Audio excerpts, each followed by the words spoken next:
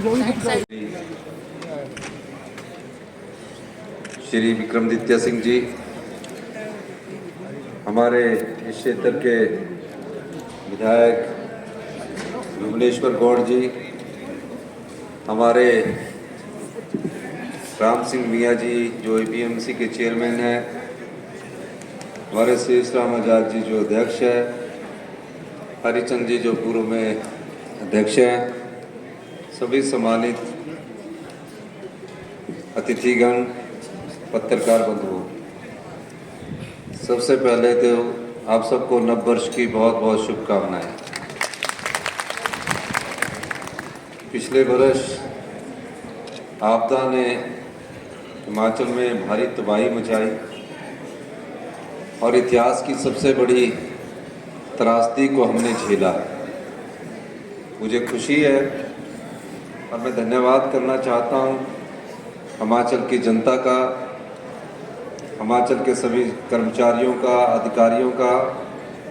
पूरे प्रदेश ने इस आपदा को एक चुनौती की तरह लड़ाई लड़ी और आज खुशी इस बात की है कि उस चुनौती का जब पूरे प्रदेश की जनता ने सामना किया, हम अपने पैरों पर खड़े हुए, आपदा से निपटे, आर्थिक तंगी से निपट रहे हैं, क्योंकि हमारा प्रदेश आर्थिक बदहाली के दौर से गुजर रहा है।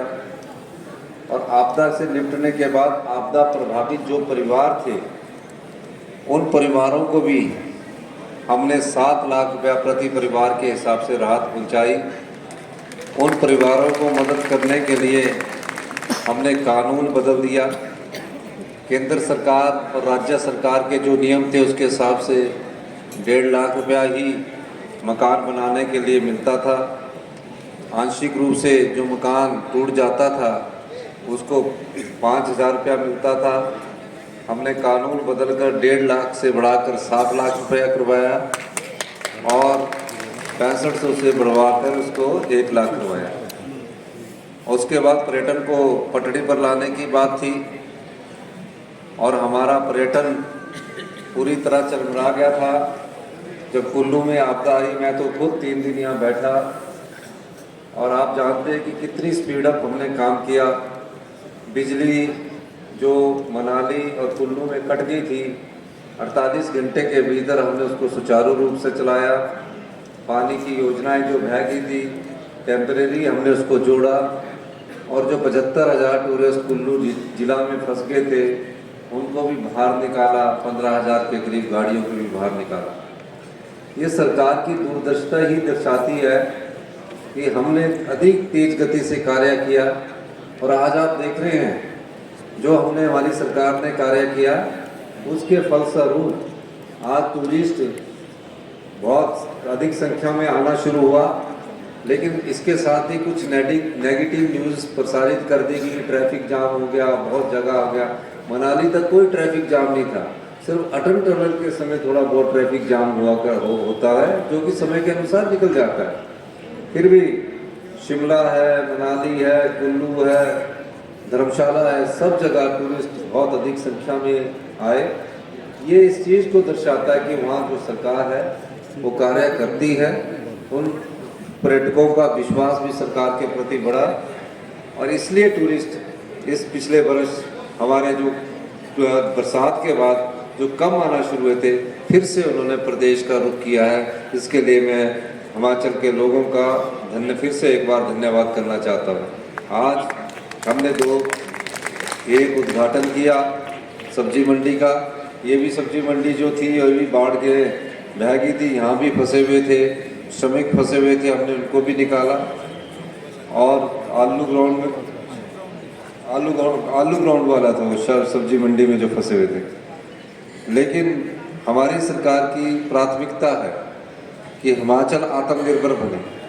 86,000 करोड़ रुपए का हमारे पर कर्ज चढ़ चुका है और 86,000 करोड़ के कर्ज के अलावा जो सरकारी कर्मचारी है इनकी जो 6th पे की कमीशन की जो देनदारियां 10,000 करोड़ के करीब वो हम पर सरकार पर चढ़ी हुई है, उसको उनको भी भुगतान करना है।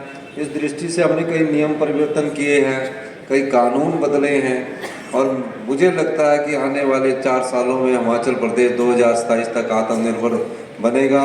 इस साल आपदा के बाद भी हम 20% अपनी अर्थव्यवस्था को पटरी पर लाने में सक्षम हुए। अर्थव्यवस्था का मतलब है कि हमारे सभी संसाधनों से अगर आय 100 रुपये हो रही है तो आज तक हम 170 रुपया खर्च करते हैं। आय 100 रुपया है, खर्चा 170 रुपया है, तो 70 रुपया हम कर्ज उठाकर खर्च करते हैं।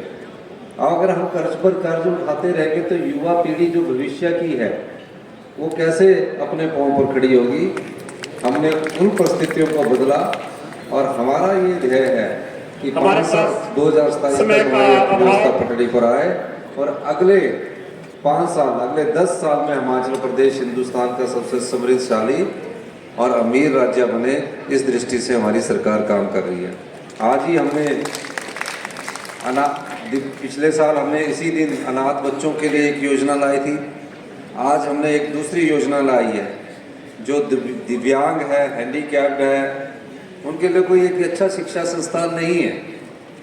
किसी का बच्चा बहरा है, गूंगा है, दिव्यांग हो गया है, उसके लिए हम एक स्कूल खोल रहे हैं और उसी में उसके साथ ही एक बड़ा कॉलेज भी उनके लिए खोल रहे हैं ताकि बच्चे वो पढ़ भी सके और कॉलेज की एडमिशन भी पढ़ाई कर सके और अपना जीवन अच्छी तरह भी जी सके। इस दृष्टि से हमारी सरकार ने आज एक नई योजना लेकर आई है और एक और योजना लेके आई है कि सोलर पावर प्रोजेक्ट्स, जो Rajiv Gandhi solar power project startup की एक योजना लेकर आए हैं, जिसमें किसी के पास 3 बीघे जगह है उसको सरकार की तरफ से 20,000 रुपया उपलब्ध होगी। हम चाहते हैं कि गांव की ग्रामीण अर्थव्यवस्था मजबूत हो। इस दृष्टि से अगर किसी के पास 3 बीघे जगह है, बिजली बोर्ड उसका पावर प्रोजेक्ट लगाएगा, उसको सिर्फ उस पावर प्रोजेक्ट की 10% सिर्फ सिक्योरिटी जमा करनी पड़ेगी। यानी कि जो पावर प्रोजेक्ट 100 किलोवाट का है वो 40 लाख में लगता है तो उसे 4 लाख देना पड़ेगा और उसके बाद 12 लाख सरकार उसमें डालेगी। तब उसको तकरीबन हर महीने 20,000 रुपये की इनकम होगी और साल में 2,40,000 रुपया 100 किलोवाट के सोलर पावर प्रोजेक्ट की राजीव गांधी स्टार्टअप योजना जो हम लेकर आए हैं उससे आय होगी। इस प्रकार 200 मेगावाट हम ग्रामीण क्षेत्रों में सोलर पावर प्रोजेक्ट लगाना चाहते हैं और गांव के पास जो जिसकी जगह है उसकी जगह पर उसको सामर्थ्य करना चाहते हैं। इन 2 योजनाओं की हमने शुरुआत की है। हम कल मनाली में विंटर कार्निवल की शुरुआत करेंगे।